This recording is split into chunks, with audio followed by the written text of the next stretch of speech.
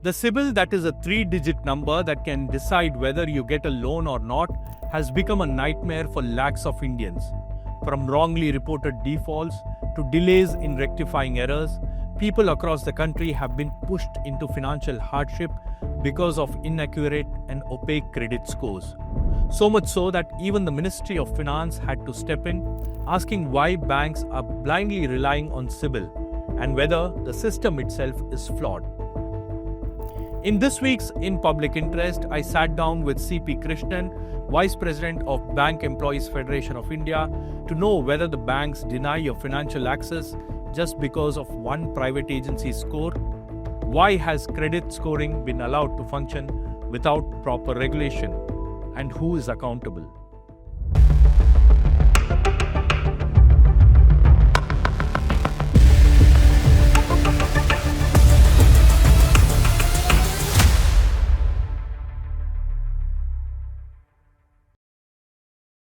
This month on In Public Interest, we are taking up the issues in the banking sector, from corporate loan write-offs to issues related to microfinancing institutions, levying of GST on penalty payments, the issues faced by people due to Cibil score, and the role of Reserve Bank of India in protecting, or rather, failing the interest of the consumers.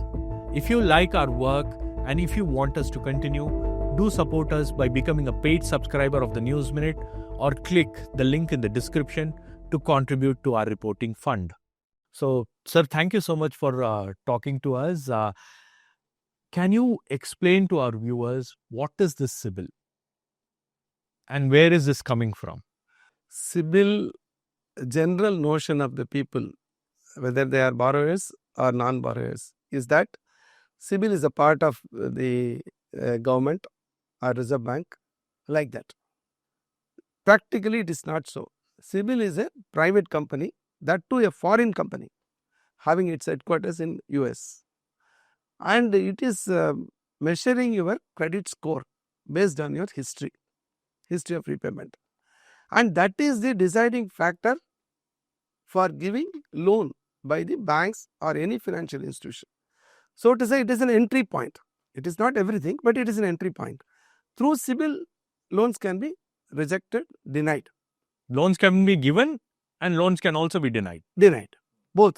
But particularly the Cibil score, what they say is, for that matter, any credit institution, what they say, the Reserve Bank is recognizing 4, but practically Cibil is the only institution which is having a monopoly character, and almost all the banks and financial institutions, non-banking financial companies, everyone follows only Cibil scoring. And therefore, Cibil has assumed a very great importance.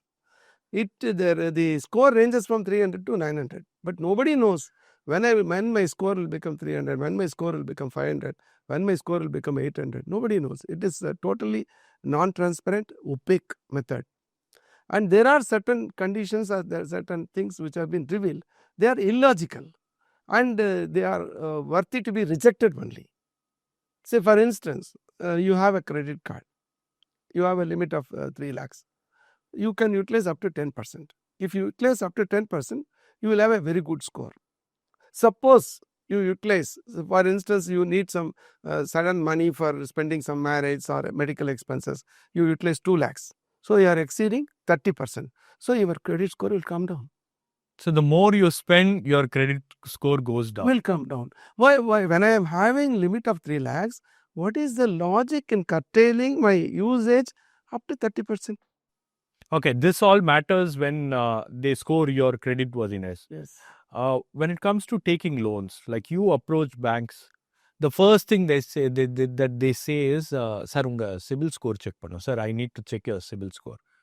So when they look at your Cibil score and they decide whether you will get loans or not, like that has become the first of all criteria, basic criteria. First of all, nobody has authority to check my Cibil score without my consent. Okay. But my consent is taken for granted. Just by providing my PAN number, my Aadhaar number, my mobile number, and even without undertaking, banks are using it. There is an obligation on the part of the Cibil to inform me through SMS or through mail that my Cibil score is checked by particular institution. That is also not done. So again, there itself my privacy is invaded already.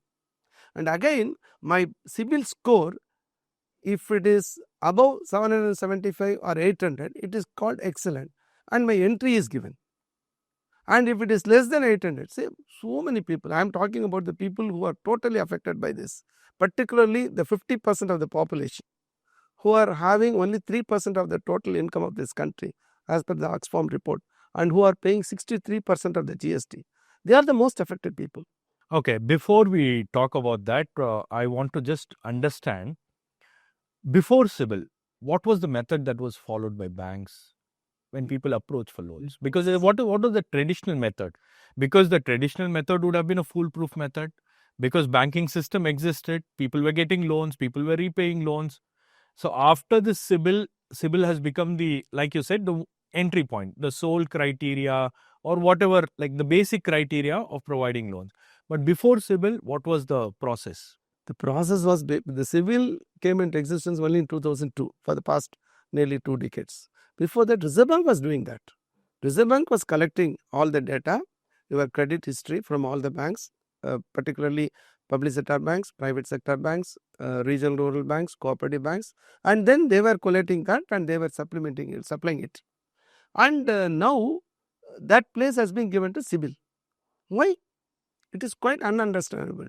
Now Cibil is having a data of 60 crores individuals who are the borrowers of some institution or other, and about 2.5 crores to 3 crores MSMEs data, and they are having all data, your name, your mobile number, your address, your email ID, your income tax, income returns, this, that, your PAN card, your Aadhaar card, everything. And what is the guarantee that these data will be preserved? Now it is an American company. If the relationship between the India and US is strained, naturally they may misuse it also. The only condition is that the server will be kept in India. Is that the only proof? Under 14 feet walls, like what they said for Aadhaar, your data is protected because it is under 14 feet wall or something like that. But yeah, so even before Cibil, how do banks judge? No, we used to discuss with the person. We used to sit with them. We used to ask him, what is your job? What is your income proof? And we used to talk to the people. By talking to the people, the bankers were able to give the better loans, best loans. But there is no time nowadays because the bank employees number has been reduced drastically. The volume has grown astronomically in geometric progression, whereas the number of staff has been reduced. So there is no time to talk to a customer at all. Everything has been mechanized. And now the entry point is decided by somebody else who has got absolutely no connection with the bank.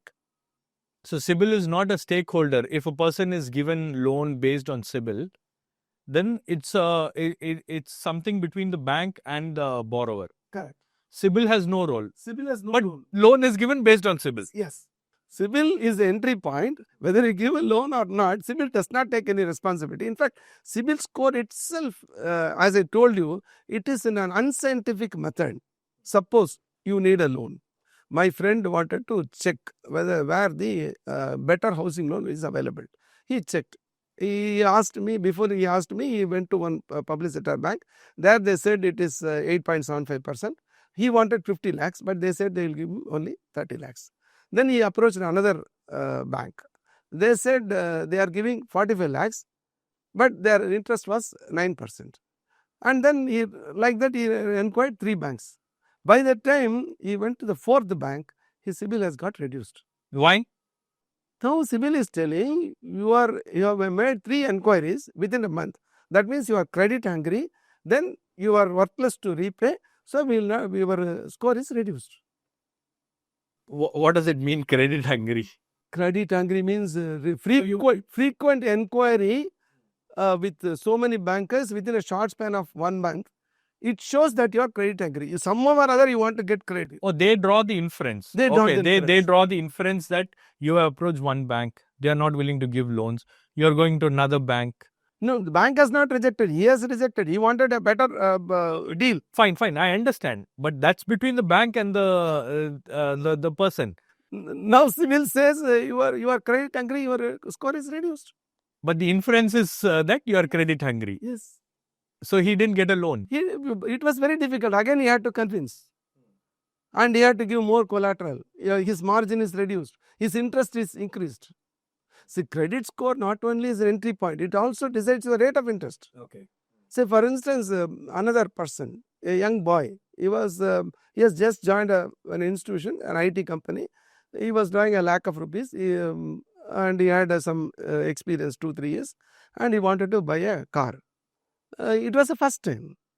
He approached me. He did not get any loan. I went to a banker, known to me, and I asked him, he needs a car, 10 lakhs, and the repayment is coming only from 15,000 rupees. It is very, very much easy for him to accommodate. Then the banker checked and told me, sir, his credit score is -1. Why?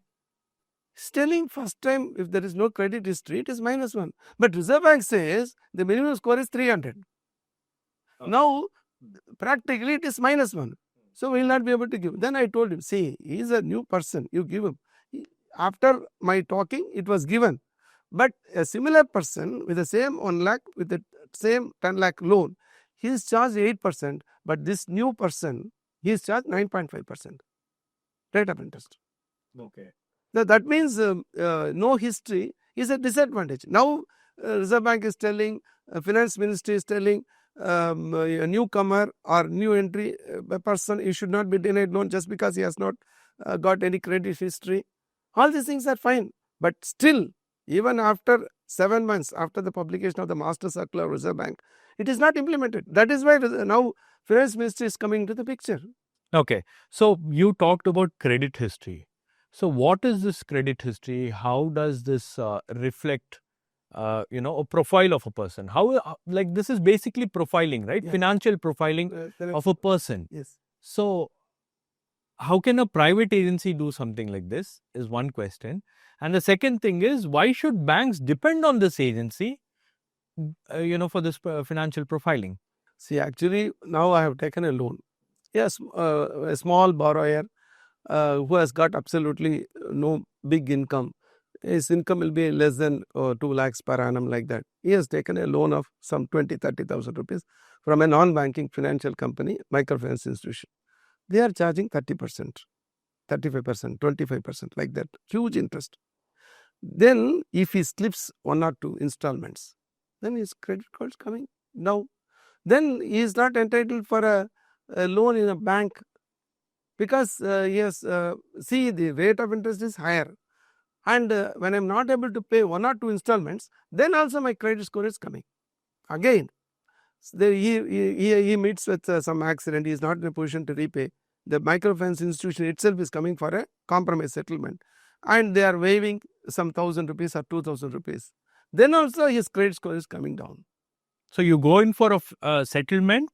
The settlement is accepted by the company, but again my credit score is coming down. If I want to improve my score, again I have to approach the same institution, pay the remaining balance and get a better credit score from the Cibil. Then only I'll get an entry point for a fresh loan. So you will be eligible for another loan if you maintain a proper credit score. Proper credit history, proper payment, in-time payment, without using the credit card more than 30%, without inquiring frequently, and also I should not have entered into any compromise settlement. How is it possible? See, my point, my observation is that this Cibil score is something which is denying loan to the small borrowers. Small borrowers and that's the ultimate idea. Ultimate idea, middle class, lower middle class and the lower class and the people, the economic strata. They are the people most affected. They are driven away from the banks. They are driven away from the financial institutions. They are now compromising with the either usurious money lenders or landlords or the MFIs. They are the people who are giving loan to them to suck their blood. So, you talked about the various aspects of Cibil, how it's opaque, how it's non-transparent. Who is monitoring this? Like when banks are relying on this, when the RBI is also, kind of what RBI was doing. RBI has washed its hands off, and it has given Cibil the authority to judge people or financially profile people. So then who is monitoring all of this? Reserve Bank is supposed to monitor. And what are they doing? They are issuing circular. That's all. And see, for instance, you take my case. I took a loan from my own bank. When I was an employee in my bank, I took a loan, housing loan in 2015. I am allowed to repay up to 70 years. At the age of 55, I took the loan. I got retired in 2019. I have been repaying the loan very promptly. My installment, nothing, not a single installment was delayed. Either it was taken from my salary or from the pension house, same account. Now, due to technical problems, now Cibil is showing my repayment for the past 12 installments is delayed. So, my credit score is coming down. I have represented to my bank. They are telling it is not our problem. I represented to Cibil. Cibil is telling it is not our problem. But ultimately, my score is getting reduced. I have seen another case. One of my close relatives. When I checked up her credit score, it is reduced because it shows that she has taken loan from one private bank and one private financial institution and has not properly repaid. When I approach Cibil, they say you go to the credit institution and then rectify, which is the bank and the financial institution. She says she has never taken loan. Then what to approach, whom to approach, how to approach. So you have nothing to do with the bank. I have got nothing to do with the bank and the financial institution. I got something with the Cibil. Cibil says unless the credit institutions rectify the mistake, we will not rectify it. Then not to approach. Then how does this entire thing work? It is in a vicious circle. I am trapped. How to rectify it? So how to come out of it? It's a big question. Nobody is answering such questions. And whatever Reserve Bank says is, you have to rectify the problems within 30 days. Otherwise, you have to pay 100 rupees per day. 100 rupees is a peanut for Cibil, even if they have to pay. Because now, even if I pay properly, in time also, it is not reflected many times. Then I have to see another case I have. My own son's case, I have narrated in 2-3 instances also. He took a SBI card. It is State Bank of India never delivered that card. They were charging him. The understanding is that they will initially charge 2,000 rupees. After he uses that card for a period of 6 months or 1 year, that 2,000 will be adjusted. He was never given a card, so he did not pay the 2,000 rupees. And it kept on increasing, 5,000, 6,000, 8,000 for 3-4 months. Then I approached State Bank of India, see, the card has never come. Why are you charging? So they reduced everything and they said they rectified everything. Ultimately, they left 154 rupees. That's all. When I approached another bank for education loan of my son for 15 lakhs, they say your credit score is less. You have got an outstanding of 54 rupees. It is high risk. You go and rectify that, then only will give loan. So you, because you did not pay 54 rupees, you are denied a loan. I was not to pay at all. It was the mistake of the bank not to have adjusted it to 0.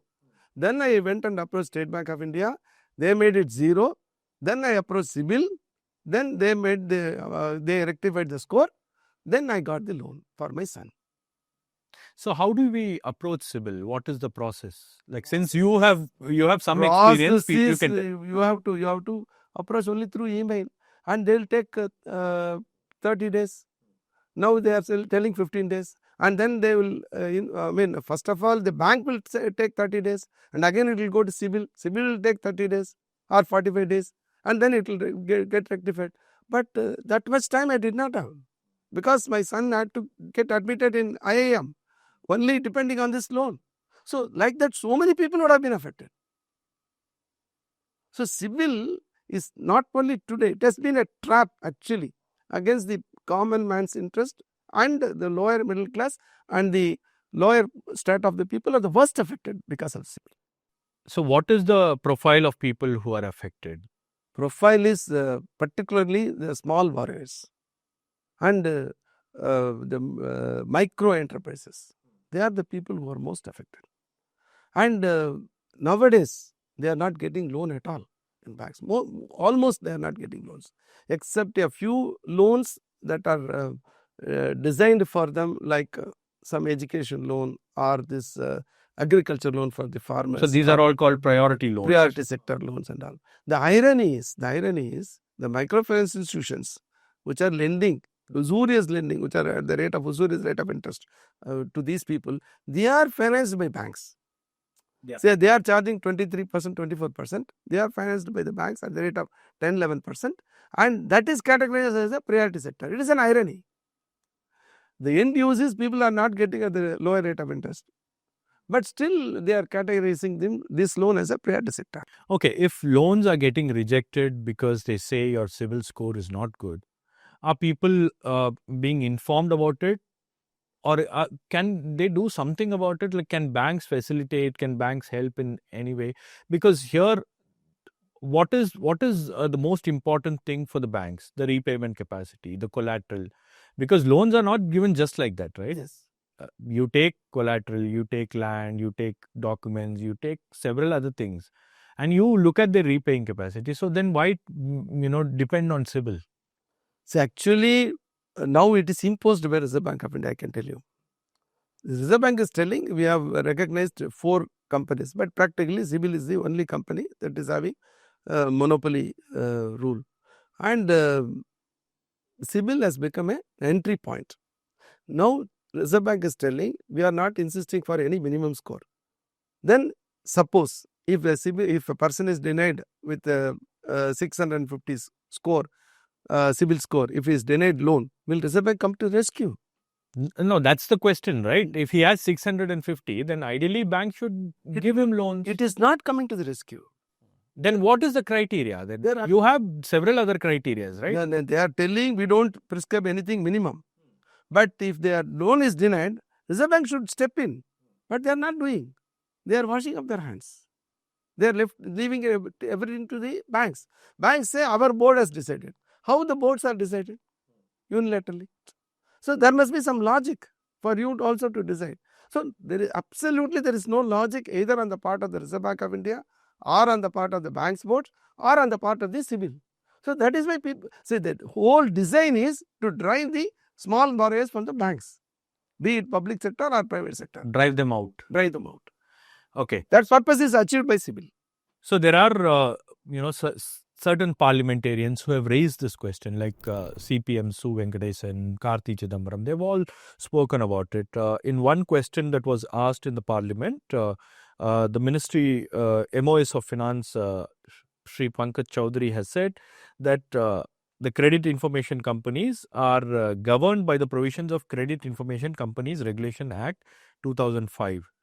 And the rules are, there are rules and regulations for Cibil, which is the Credit Information Bureau Limited. That's Cibil, the full form of Cibil. Yeah. So now the question is, when your data is being collected, when your data is being processed, when your data is being shared with several banks and microfinance institutions, you don't know who. And what is the guarantee that this data is not misused? That is a big question. That is an important question our parliamentarians and also the common people should raise.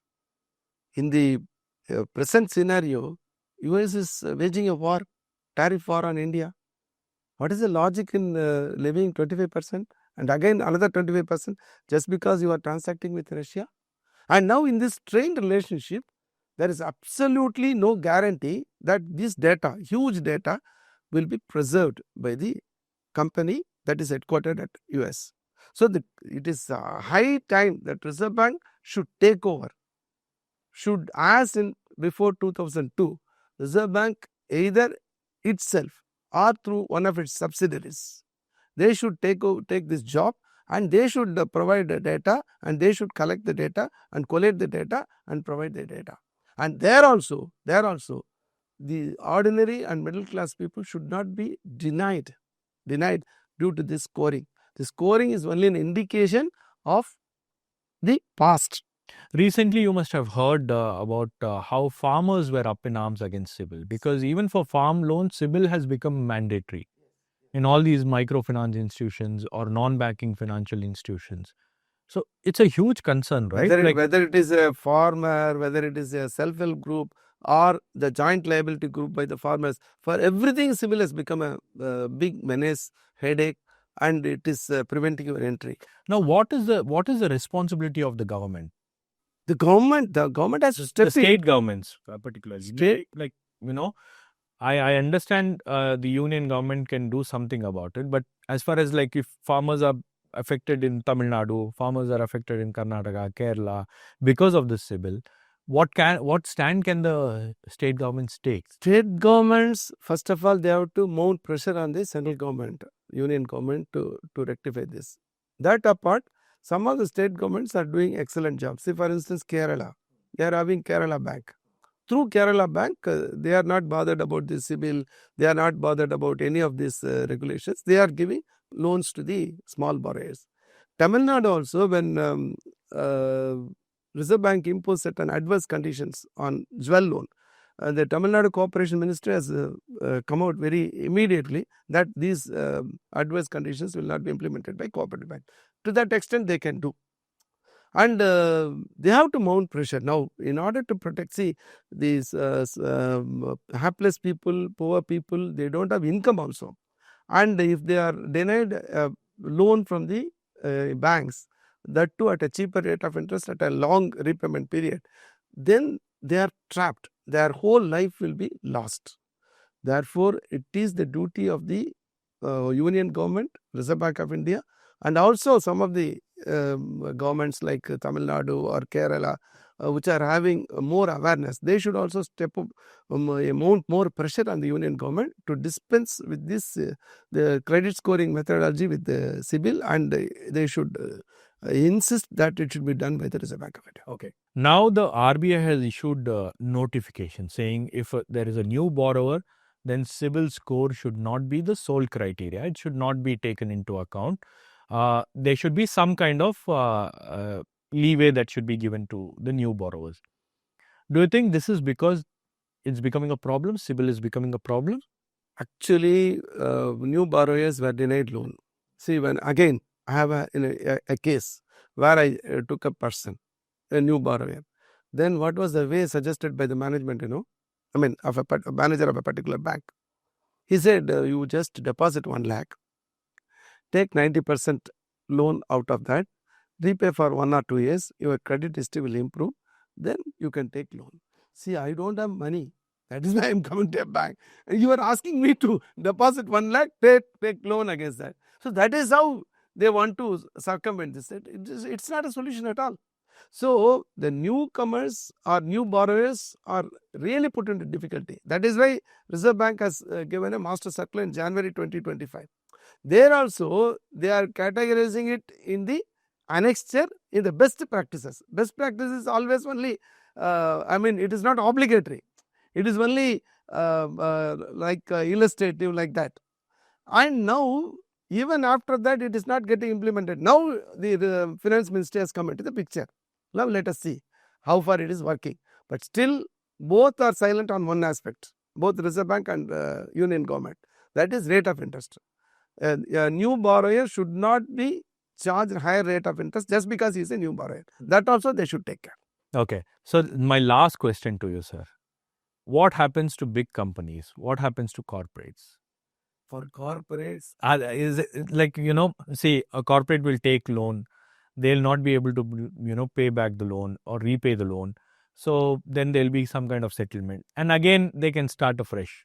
They'll get loans. But for a common man, it's not the case. None of these rules will apply to corporates. Cibil will not come into the picture at all. Say, for instance, in our banking industry, there are about some 3,000 willful defaulters. They are owing to the extent of about 1.8 lakh crores. Willful defaulters, the meaning of willful defaulters is? Willful defaulter means having capacity to pay and refusing to pay. And that is not decided by a single person. One general manager, one team headed by general manager with independent director will decide. Again, it will be reviewed by the managing director and some other persons. And they will be given all opportunities to defend themselves.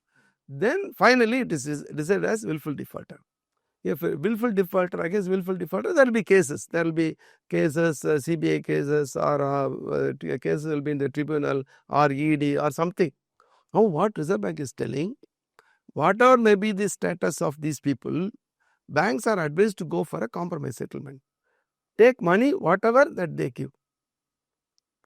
Mr. Mallikarjun Kharge, the Congress president, raised a question. Finance Ministry is telling such a guideline by Reserve Bank has got absolutely no connection with the Finance Ministry. They have on their own decided. The Reserve Bank guideline says you go and approach the willful defaulter, enter into compromise settlement, take whatever they give, maybe 10%, 20% out of 1,000 crores, 100 crores, you take it, settle it. After 12 months cooling period, again lend them. For corporates, this Cibil will not only not be applicable, they are having a separate area where even a willful defaulter will get a loan after 12 months period. So the rules are different for the common man and the rules are different for corporates. Sir, thank you so much for joining us and explaining us what exactly is Cibil and why it's affecting a lot of people, particularly from the economically downtrodden section.